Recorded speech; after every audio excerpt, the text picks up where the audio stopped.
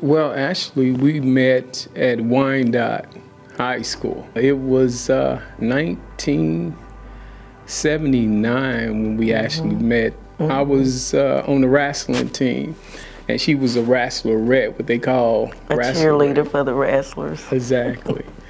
It just one thing led to the next. Yeah, I was a smooth operator. That's what it was. I had game. But a friend of mine named Leroy Scott, we was on the mat stretching, getting ready to, wrestle and all that. And he kept looking up there in the bleachers with Deidre and her friends or whatever.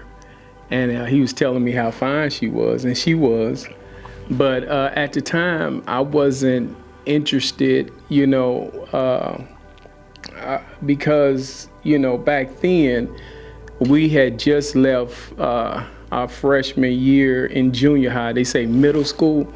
I was kind of like a free agent. I didn't have no girlfriends, I wanted to check out everything, So anyway, make a long story short, Leroy kept budging me, saying, man, come up here, come up here with me. I'm like, man, if you want to talk to her, go on up there yourself. You don't need me. Yeah, man, come on, Elgin, man, come on.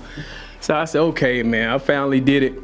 She was smiling, Deidre always had a sweet personality. That's what I loved about her. When he started talking to her, she kept bending over and smiling at me. So I kind of caught on, and when she kept paying more attention than me than him, then I was like, okay, you out, I'm in. So that's kind of how we met in that way. So I graduated a year before him, and I stayed started at Donnelly College, and he was still in school, but that was still my boyfriend, and just life happened, him coming to visit me, meeting my parents, and just staying together. And actually, when I was 19, my dad was murdered. He was at a wrestling meet, and I kept trying to call him, couldn't get him. He finally got home from the wrestling meet that night, and his mom brought him over, and he was with me through the whole thing as an emotional support. So just a lot of things like that, just good times, sad times, happy times, things that bring you together. Just our fellowship. I was once told that fellowships let you know you're not the only fellow in the ship. So with us fellowshipping, he let me know that I wasn't by myself. Our wedding day, so the morning, it was really dreary outside, the weather. It was not a sunny day. I was just still happy to go ahead and get married, and we got married at my old church. It wasn't a big thing. I had a bridesmaid, my sister, and my best friend. It was just so much love. We had two candle lighters.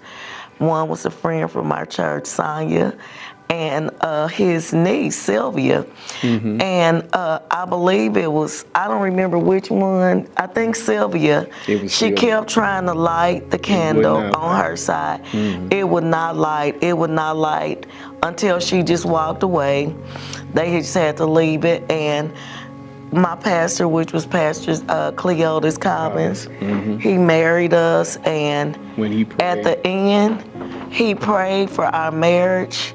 And it was like, all of a sudden, that candle that would not light, it just lit up. Mm-hmm. The sun came out. It was like God was letting us know that I got y'all, mm-hmm. and you're gonna be all right. And keep in mind, too, that I wasn't in church. I believe God was showing us back then the reason the candle didn't light. I think it was like a revelation once I gave Ashley my life to Christ and my commitment to Christ. The candle lit. The candle lit was an indicator when he began to pray. And I'm telling you, that man prayed for our marriage. And when he got finished, the candle itself just lit. And literally people out there in the audience like, oh.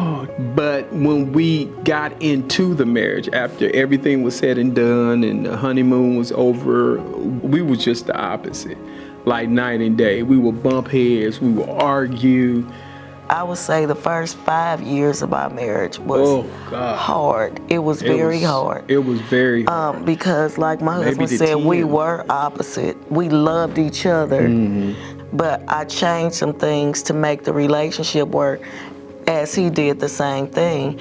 And I can see how it balanced our character.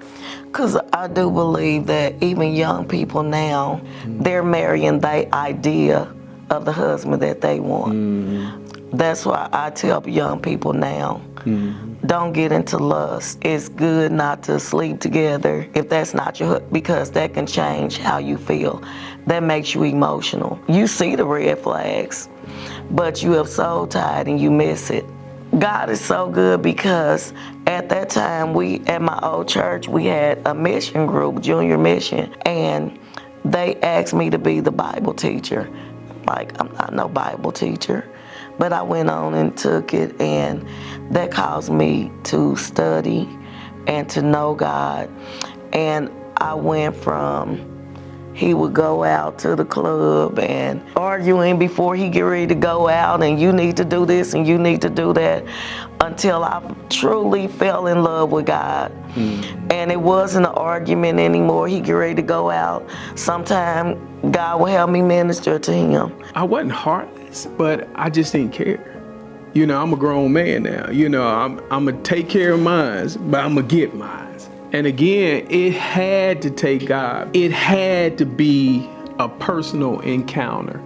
And I never forget it, May 16, 1992, one of my friends got killed. We had a revival coming up. In our district meeting, I remember the lady teaching, some things come out only by prayer and fasting. So we were all gonna fast that week. And my prayer was that week, God, if it's nothing but one person, let somebody get saved. And the week before 92. our revival, his barber got killed in a car wreck. And I remember us going to the funeral. We're over at the funeral. He said he had like an outer body experience. Like nobody was in there but him, the casket, and the preacher. And when we left the funeral home, he was like, I'm giving my life to Christ. Yeah, and I was sitting over there rolling my eyes. And the next day at church, Pastor Collins opened the door of church. Walk right down. He was the first one walk down. He tried to go out that Saturday night after the funeral. Couldn't do it. He said he couldn't drink. It made him sick. And his friends was like, Hood, what's wrong with you? You look different. Like, what's wrong with you? Even when he went to work, it was a great change. And that's what actually saved our marriage. It was kind of like Saul on the Damascus road. And I looked at my wife and I said, you don't have to ever worry about me again. We started going to marriage retreats. I will never forget the first marriage retreat we went, because we had hard times. Yeah, we was the work was arguments. Yeah. And making up and learning from the arguments. The making up was and just learning when to shut up, what he like, what to do, what she like. Prior to that, we was on the edge, man. Yeah. We was riding, our marriage was riding on thin ice, to be honest with you. And she talked me into this marriage retreat because I was done. I'm like this, seriously, I'm like, at the marriage retreat. I said, I'll go. And I'm sitting up here, we got our bags. It was really set up nice, but I wasn't gonna say nothing. And I'm looking at him like this. I'm ready just to interrupt to say something negative. And I'm in the back like, and my wife just gently just waiting. And I tell you, when they was in the middle of the Word of God and marriage, I was like, I start moving up front more and more, because I never heard a teaching that way. You know, it was explained so differently. And I was like, wow. The next day I was like, yeah, can I say, you know, I was, for us now, we would recommend that for young people. It's almost like a must, because it enhances your marriage. You think you know it all or done it all, or nobody can't tell you too much about the Word when it comes to marriage. You ain't in my household, you don't know my wife.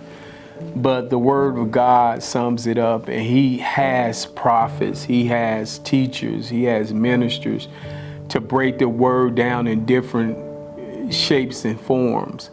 And I wasn't used to that. And I was just captivated, man. You know, I embraced it.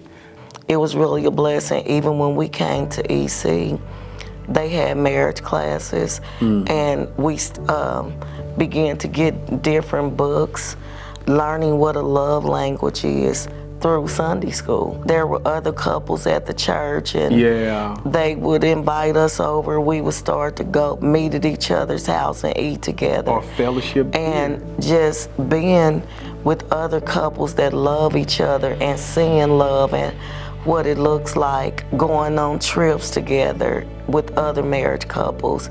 And so now it's more like my husband likes to, babe, let's study the Word together. Those are things that continue to draw us closer and to build up our relationship. I'm sure sometimes he still don't like me, and sometimes I do not like him, but I still love him. And we're committed to each other. We got to a point. We're not gonna be married and not be happy. Yeah. Like, what are we together for? If we're not gonna be married and not be happy, let's just not do it. I'm a 7th grade math teacher. There are prerequisites. You don't just start in the 7th grade. There are things you do to build up to get to that. So let marriage counseling be a prerequisite. Put down the technology. Spend time with each other and know each other. Whatever it takes to make this work. Fall in love with God. That's the foundation. That's concrete, son. And after that, you can see more beauty in your mate or your spouse. If I had to do it all over again, I'd do it all over again.